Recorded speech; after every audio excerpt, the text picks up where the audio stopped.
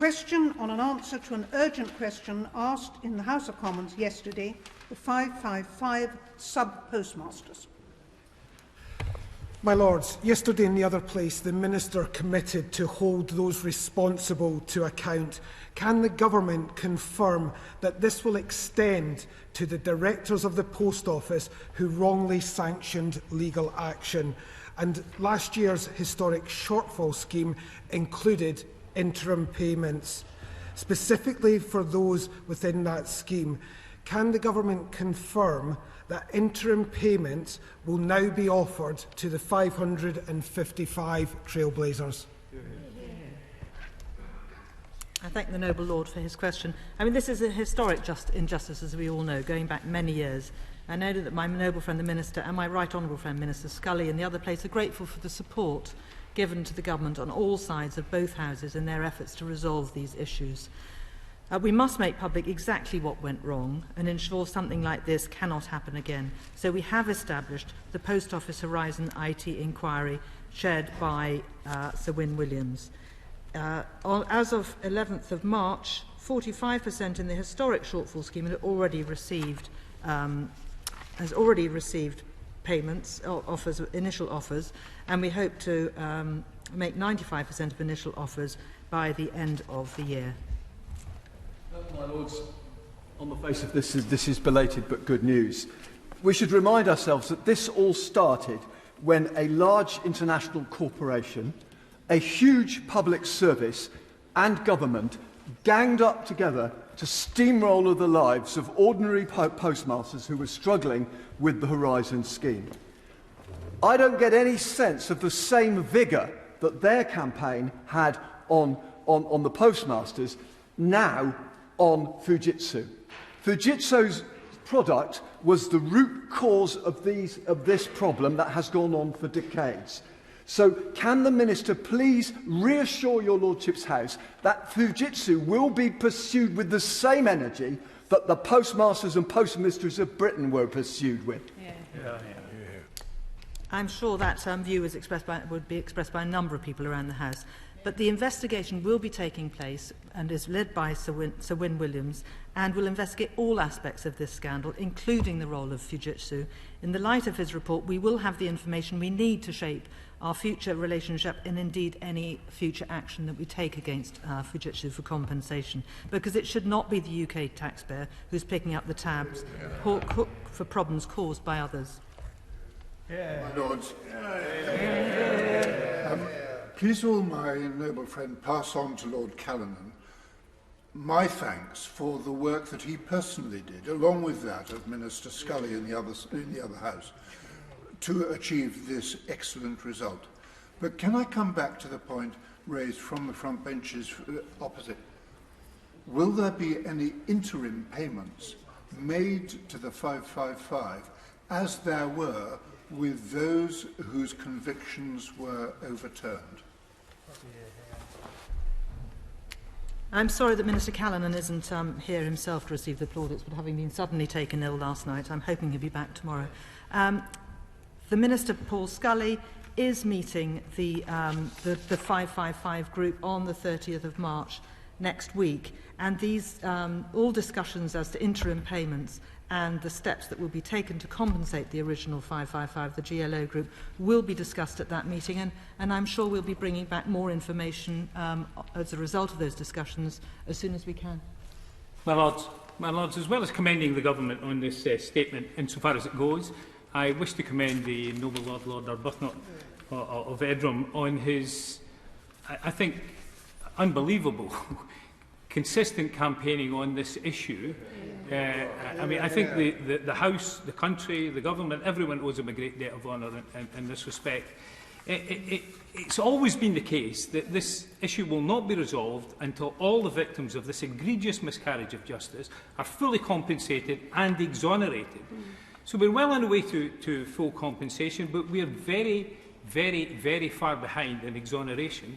Less than 10% of the 736 people who were convicted, wrongly convicted, on this evidence of Fujitsu's are still waiting to be exonerated. It is beyond doubt that a short 2 paragraph 2 clause bill in Parliament could exonerate them in a matter of a day. What other evidence does the government need of these wrongful convictions before taking that step, which will be welcomed universally in the whole of Parliament? The noble lord makes a very, very good point. I mean, this third group of those with criminal convictions, there were 73 overturned, including one that was overturned yesterday. It could be hundreds, but it does depend on individuals taking action to get their convictions overturned. The Post Office has contacted 640 of the 740 it prosecuted, offering help. They've had an interim payment of £100,000, and we do urgently want to resolve this issue, and we will hope that by the time all will have been compensated in the course of the current year. I join other noble lords in congratulating the noble Lord Arbuthnot and the Minister for the work that he's done, they've done in chasing this thing. But I was concerned that the Minister's answer about the timing that this is going to take before anybody in the Post Office who might be implicated or Fujitsu could be brought to task, because at the moment it would appear that they'll all have retired or worse before there's any penalty. In the meantime, presumably they'll be going to get promotion and do other jobs. Isn't there any way of speeding this up a bit? Now, I can sense the frustration in the noble Lord's voice, but the statutory inquiry is in the hands of Sir Wyn Williams, and it is for him to decide when the inquiry reports back. He has announced that he'll be taking evidence until November this year, so we do hope that at least we will have a report out within the next 12 months. Can I thank my noble friend for the good news in this statement, which was welcomed by the APPG on the Post Office today, which I attended. My question is this: what lessons for the future have the government already learned from this long and deplorable scandal, which she rightly described as a historic injustice?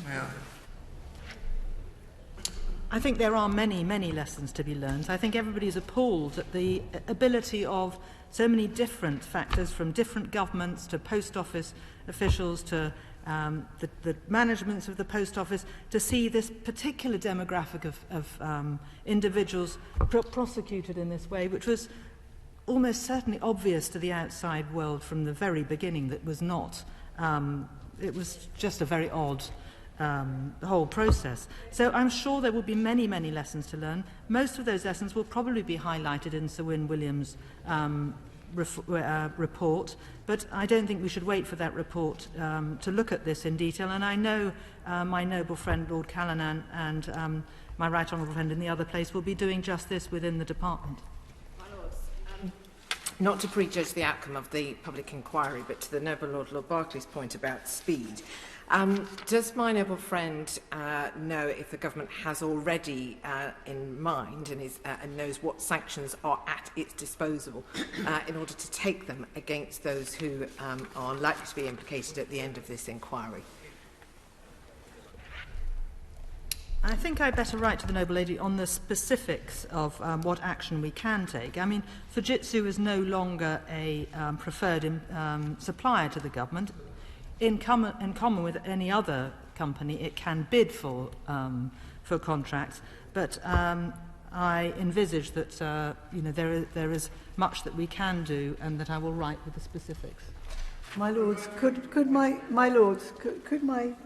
noble friend also join with me in commending the work of my noble friend Lord Arbuthnot, and also extend my gratitude to the Minister in this place, Lord Callanan, and Paul Scully in the other place. Could my noble friend, though, if I could press her a little more on the position of Fujitsu, give the House some idea of what historic actions the government could take now for the historic injustices that were inflicted on these innocent, absolutely innocent people, and not least in order to send a message to other corporates that such behaviour is utterly unacceptable and will have expensive consequences. I don't believe I can go further than I've already said in our action against Fujitsu. Obviously, there will be repercussions for them, but I don't want to prejudge what the inquiry will set out. All I can say is, whilst they are at liberty to bid for future contracts with the government, I'm sure the history of this sorry saga will be taken into account in that process.